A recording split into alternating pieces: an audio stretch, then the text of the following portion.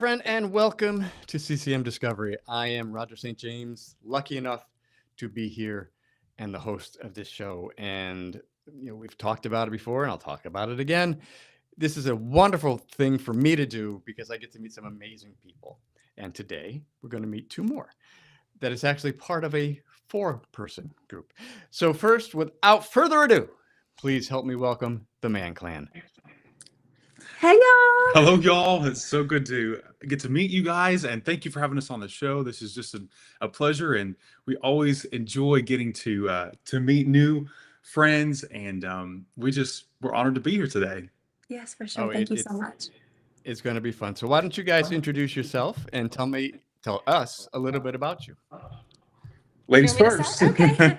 My name's Rochelle, and I am the oldest child of the Mann clan. It's just my brother and I, so we travel with our parents. And yeah, I'm the oldest. I am David Mann, and I'm the baby brother of the family. So we're siblings, and my mom and dad also travel with us. They're not on camera right now; they're off having to do some different work. But yeah, we're a family of four. We're a band that travels based out of Nashville, Mhm. Tennessee. We go coast to coast and share the word through song. Oh, that's fantastic. And that's one of the things I really wanted to touch on. You guys, you're more than a family band. It's like an evangelical tour. I Yes, mean, sir. your father's a pastor. Everybody plays in the band together. Mhm. Yeah. What's that kind of like? I mean, I love my mom and dad, but who wants to hang out with them all the time? But it must be Aw. really cool for you guys It's to have such awesome. a family mission, which is where Yeah. I think I'm going So at. I can give you a little bit of backstory on us. So we started actually, my family, my parents started traveling when my sister was one, and before I was born, and they started evangelizing, touring as evangelists. They're originally from California, and they went coast to coast, you know, evangelistic tours, revivals, tent meetings, sort of thing. Mhm. And so us kids came along, and we started just helping out with evangelistic tours. We would just, play music for the sometimes the worship services. We would do the invitation time. We would play music for that, and that's kind of where we developed a love for music. And that's how Mhm. our family started into music, was Yeah. from the evangelistic tours.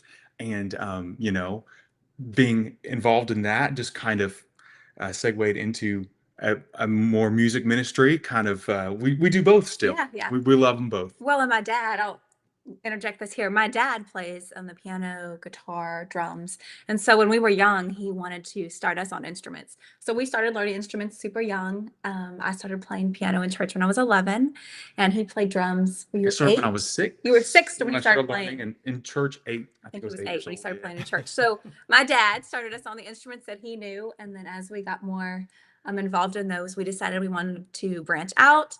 And so I play the banjo and he plays the mandolin. And so we kind of learned those on our own. But We started doing kind of a bluegrass vibe years ago. We're now more in the CCM music field, but when we started into music, we were doing bluegrass, Mhm.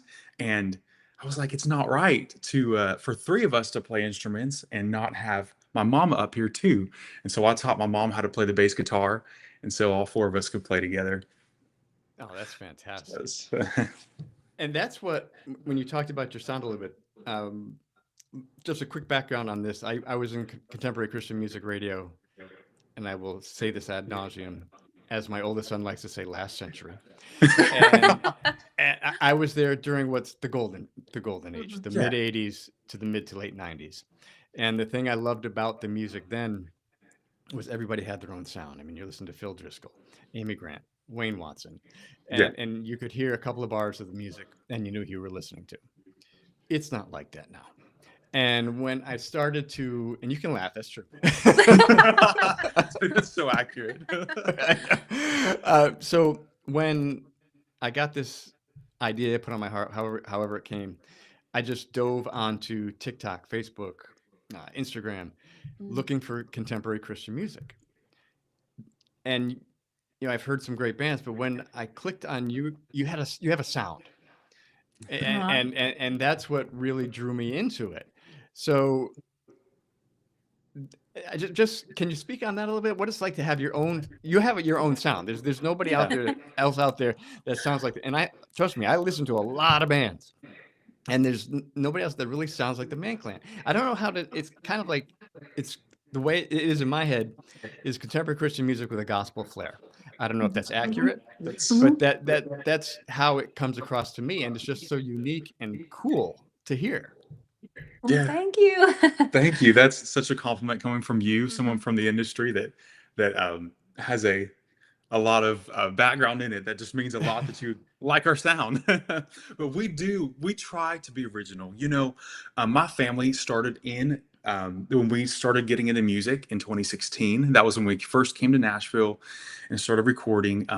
We went with the more gospel sound. That was the connections that we had at the time, Mhm. and so our first recordings, back in the day were more of your gospel style. And then we started playing those songs on the road and then developing from there and started experimenting a little bit. My sister Mhm. started writing and we just started kind of drifting into, we liked for our venues, we liked a drive in them. And I felt like if you had some drivey music, something that, had a gospel touch, but yet had some Umph. umph to it. For How did lack the of a better house word, Yeah, no, electricity. that's a perfect way to describe it. it engaged also with your younger generation. So what we saw at our events is as we did original songs that touched on, say elements of country or bluegrass instruments. We brought in the banjo and the guitar and the mandolin, and then we gave it a drums and electric guitar, underneath it. Somehow it brought everybody together. And Mhm. so we had younger generations saying, "Man, I love your guys' sound. It's so good." And then we had older generation. We love the instruments, and it seemed to almost kind of bring a common place to worship for everybody. Mhm. Yeah, because that's It, the it, goal is when you're there on stage, you want to see everyone involved and everyone engaged. yeah, it's definitely to me a more of a classical Nashville Grand Ole Opry sound.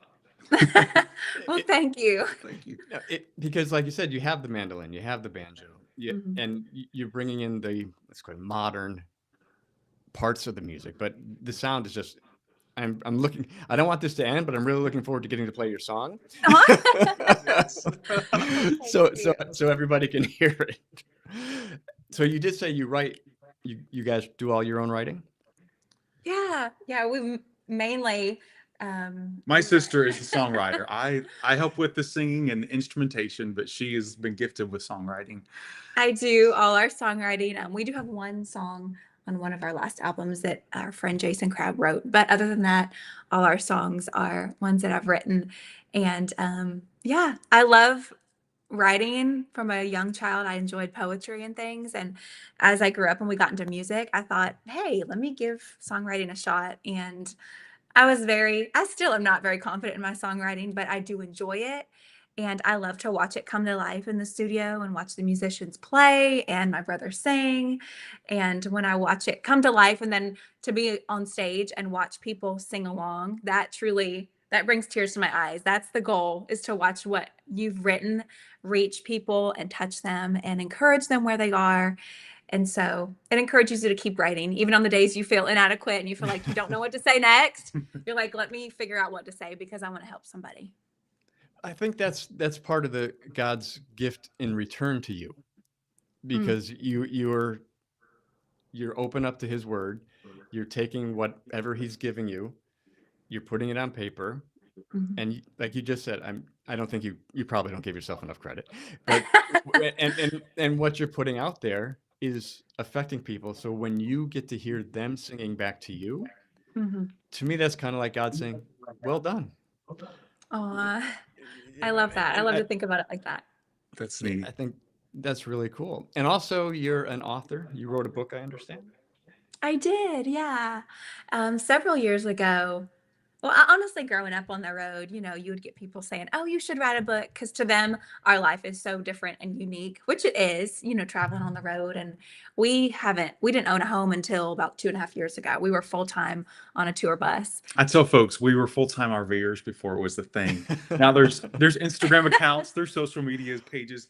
dedicated to what we grew up doing, was living full time in an RV, Mhm. touring across the United States. So it was a fun life.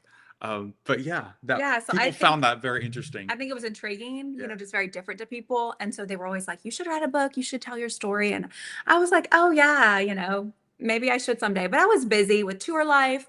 And then my brother and I both went to college online at Liberty University. So then we were balancing full time college with tour life and all the things. And so finally, one day I was finishing up. I feel like I was almost done with my master's degree, and I think I had a semester left. And a minister friend that we actually had just met, he really didn't know us well.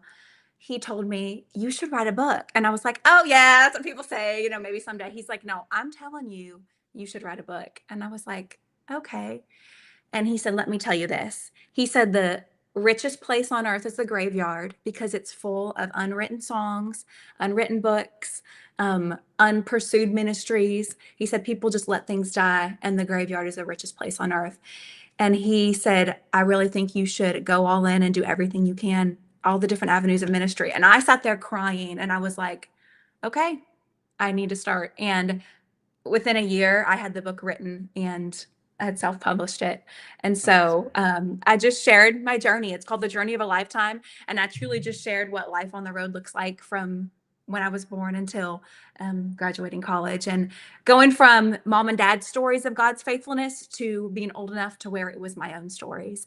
And I got to see God's faithfulness in my own life and his direction and all the miracles along the way of God doing a work in hearts and lives and protecting us and all the things. So, yeah, the journey of a lifetime. It's truly been a journey, and I may write a sequel someday. We'll see. well, Because I well, I feel hope like a so. lot's happened since then. And we'll definitely have to, as we get closer to the end, let people know where they can get that. Because Okay, for sure. we want to get that out there, out and about, because it sounds really fantastic. Just like you've done 3 albums, right? You did a Hmm. Christmas album and 2 other Yes. albums. Okay. Yes. See, Yeah. the internet's a wonderful thing. I actually sound like I know what I'm talking about, but You've done your research, we can Yeah, tell. I feel like you know more about it than we do. We're like, how many are we done? You kind of lose track. You just get to start, you make them, and then you're always looking towards the next one. Okay, what are we doing next? We have some more music coming out soon, so we're just always planning, looking to the future, and excited Hmm. that's what I about what wanted to God ask has you. next. When you write something and you pour your heart and soul into it, and then you publish it, Hmm. how does that feel? Is there like a feeling of like, oh, it's over, or and then you all of a sudden you get these new ideas and want to move forward again? What's that like as the artists who do it? I think, as when she writes the songs, I'm gonna step one step back because I did get to say something about songwriting that I wanted to.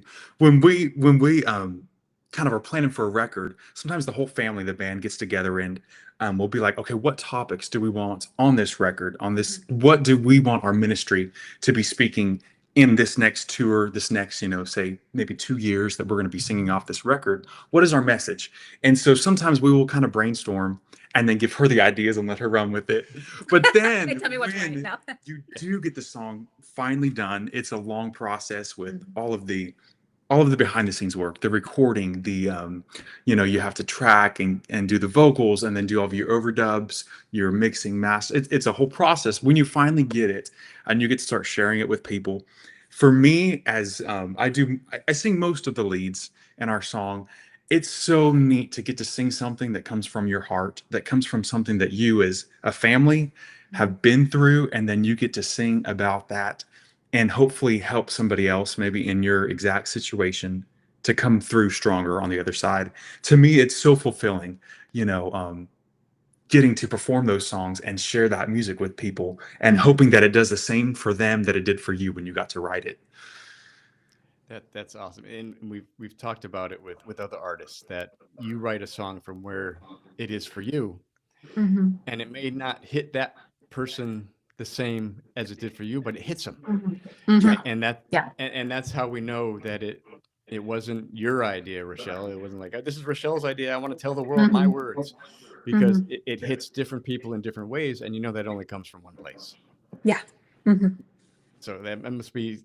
I can't imagine what it's like to have stuff you create means so much to people. That's it's just got to be so cool.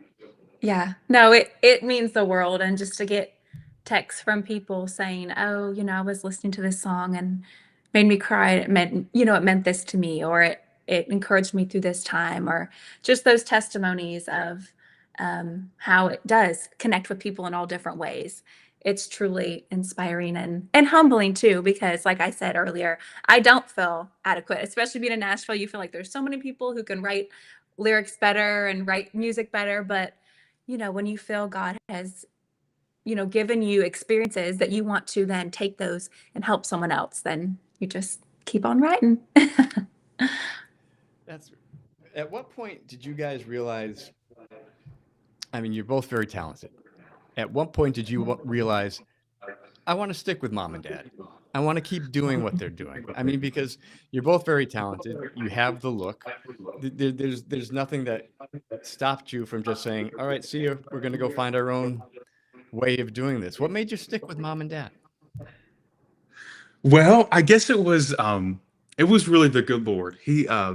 I feel like he really ordered our steps. Our family from 2016 on until 2020, we cut our first main record here in Nashville, and we were really our family just focused on music. We loved doing it, and um, in person, as far as like our live gigs and everything, we were able to generate enough funds to keep the ministry rolling and to keep investing back into making more music that way. And so we all felt like that's where God had called us to, and we just love doing it. Mhm. Pursuing getting to see the hearts and lives changed. And we released some songs actually to Southern Gospel Radio. They told us we were too edgy, and so Yeah. but through that, we had other friends in the music industry here in town that told us, they said, you be true to you, who you feel that God is leading you to be. And they said, and just keep making the music that God gives you. And so we decided, you know what, we're not going to be the vanilla ice cream that everybody else is, but Thank you not for everybody, saying but I'm that, so I saying, didn't have to and we're get like, we're just gonna get just go canceled as before we God's get leading us, started. be ourselves.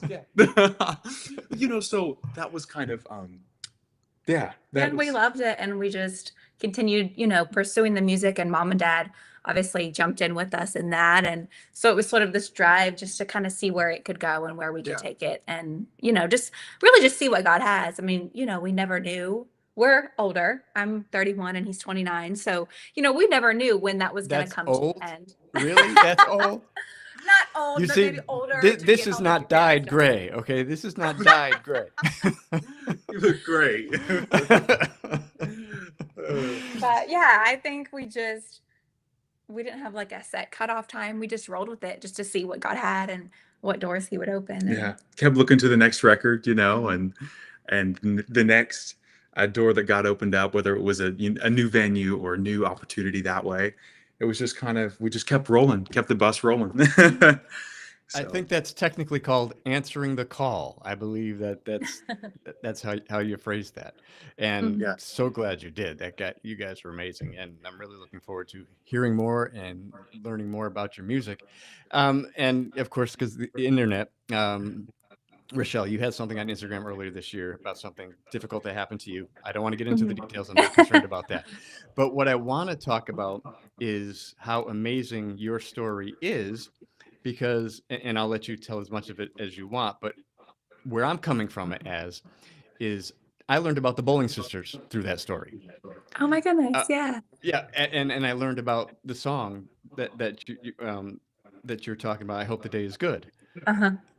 through your story, and now I have the Bowling Sisters on my radar.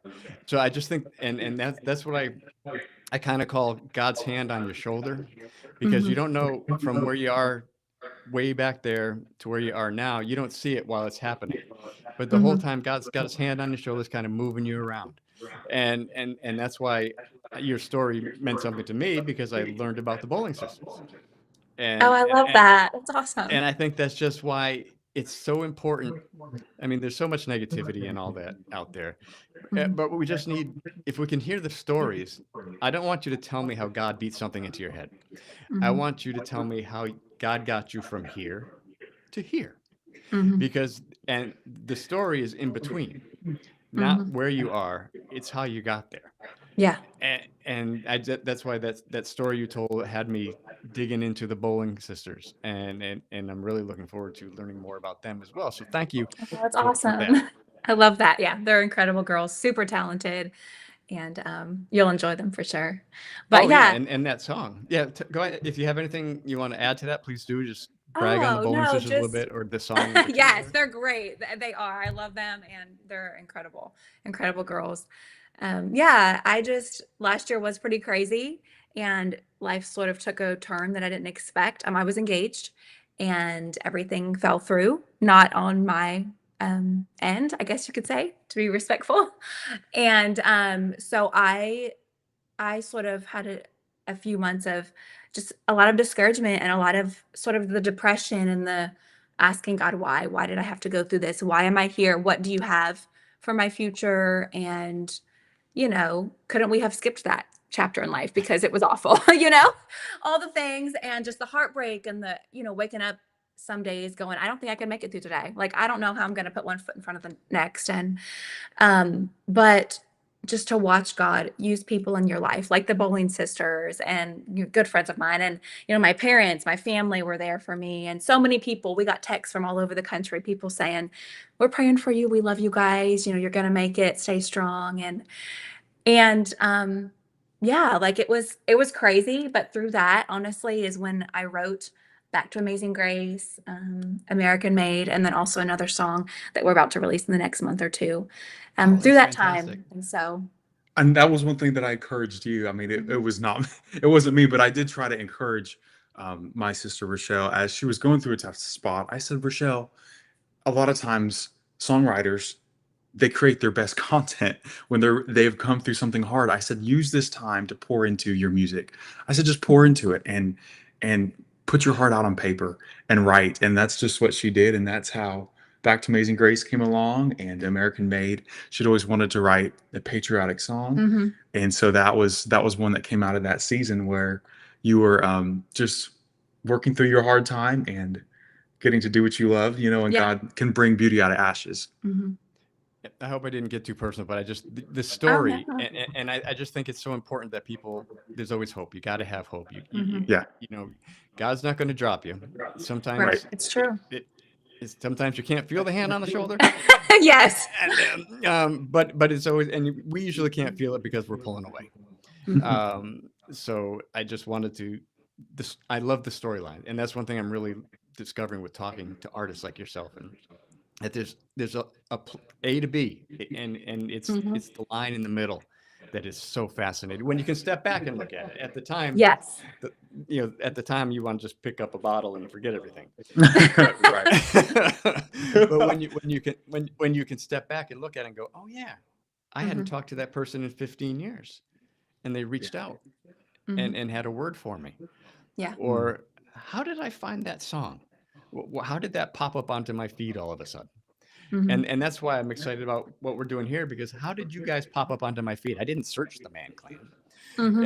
and then all of a sudden, and here we are. And it's just the path is just blowing my mind lately, and it's just exciting me so much. And your story is fantastic. I'm so glad we've gotten to talk to you guys. And so you said you have something new coming out. When's that going to happen? Yeah, we have another song, hopefully September. I actually Excellent. tonight need to send the files over to our mix engineer, and he's gonna be working on it in the next couple Yeah, weeks. So, it's gonna be. yeah. I'm excited. It's one that features my sister, her vocal on that, and it's just a really. It's so good. I'm excited for the world to hear it, Aw, thanks. and I think people are going to be encouraged through the words of it. And It was truly, from the middle of that rough time in my life, and I it's really a prayer. The song is really a prayer, and just asking God to remind me of his faithfulness. And I think a lot of times when you're raised in church, you know all the promises of God. And it's easy when someone else is going through a valley to speak those words to them and to quote those scriptures and to remind them of God's promises. And then when it's your turn to walk through the hard time, it's easy to forget. And so I wrote this song as just sort of a reminder to myself that even on the hard days, God is there and He'll bring us through, and we always have something to be thankful for. So I'm excited. I'm excited for it to be out. Oh, that's going to be great. I can't wait to hear it. And to that point, let's talk about the socials. So where can people hear your music, learn more about you guys? What's your Instagram, Facebook, and all that fun stuff that I really have no idea how it works? Go So for we it. have a website, themannclan.net. Always there's two N's in man, M-A-N-N. Themannclan.net is our website. You can purchase all of our merch off of there, our schedule, our tour schedule. You can contact us. So that's out there. Also, we are on Instagram. It's Man Clan Band. Instagram is Man Clan Band, and then on Facebook it's the same Man Clan Band, and we're also on YouTube as the Man Clan, and so yeah, that's where whenever we release music, it goes to all streaming platforms. So whatever streaming that you're on, if you just look up the Man Clan, two N's in Man. I like to say that a lot because people usually just put one in. So you Well, just look up we the Man just we Clan. just put it on the screen for you, and while you were saying that, I looked down and said, "Boy, I hope Eric put two N's on." Yes, that's it. That's our last name. So, but you can find our music there: YouTube, streaming, Apple Music, Spotify, Pandora, Amazon Music. Yeah, that's where And we're at. you got to check these guys out. Before we jump into the song, I just want to. My youngest son is profoundly autistic, and his name is Matthew, and we use a timer for him to get through the day. And for some reason, a couple of years ago, I asked him to set a time, and he said, "And 9 seconds." So it's now 5 minutes and 9 seconds, 2 minutes and 9 seconds, and I've been thinking about that. And for some reason, 9 seconds meant something to him. Mhm. And so I started to think about 9 seconds. You can say a lot. You can really make a difference in 9 seconds. So I don't have a timer. I'm not going to time you. But if you could take Matthew's 9 seconds and just say something out there that God right now is telling you that people need to hear. Go ahead. Do you want me to? Go for it. I tell you what, a song that we've been doing recently is one that my sister wrote. It's called "You Already Chose Mercy." It talks about how God has already chosen mercy over you in your life, and no matter your mistakes in your past, no matter the mess ups, no matter how bad you feel like you've been, God has already chose mercy. He's already chosen to have mercy on you. I actually think that was 9 seconds on the nose. Wow. I tell you what, God's amazing like that. You guys are the best. We're going to go out with American Made. Is there anything you want to Awesome. let us know about that before we jump into that?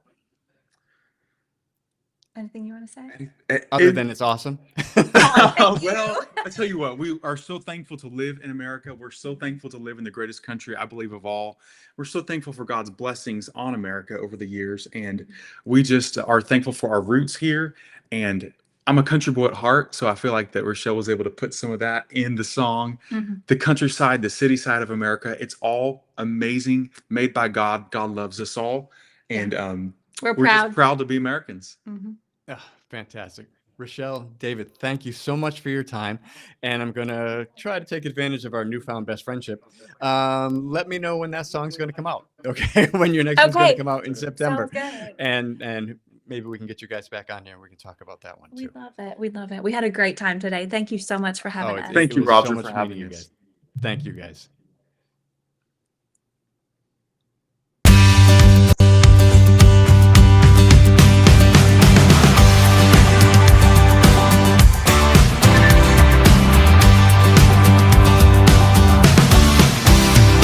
It's pickup trucks and country roots, faded jeans and cowboy boots, amazing grace and dirt roads that take my heart back home, where the stars and stripes are waving in the breeze, where we love our land and fight to keep it free. Call me red, white, and blue, church pew trained. Call me freedom loving, rooted in faith. Call me back for the living, front porch raised on sweet tea, King James and the good old days. It's still in God we trust, running through my veins.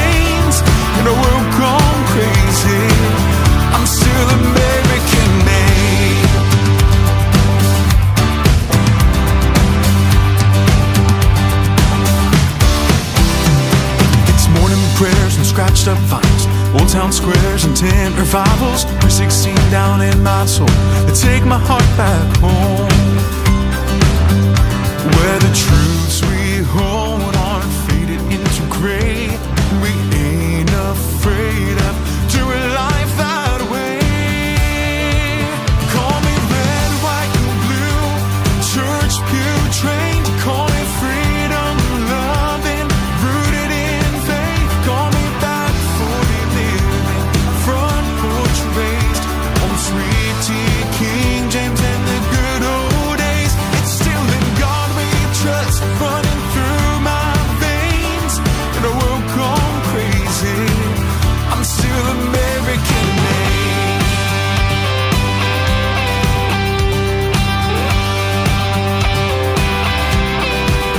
From the farmer on the tractor to the dreamer on broad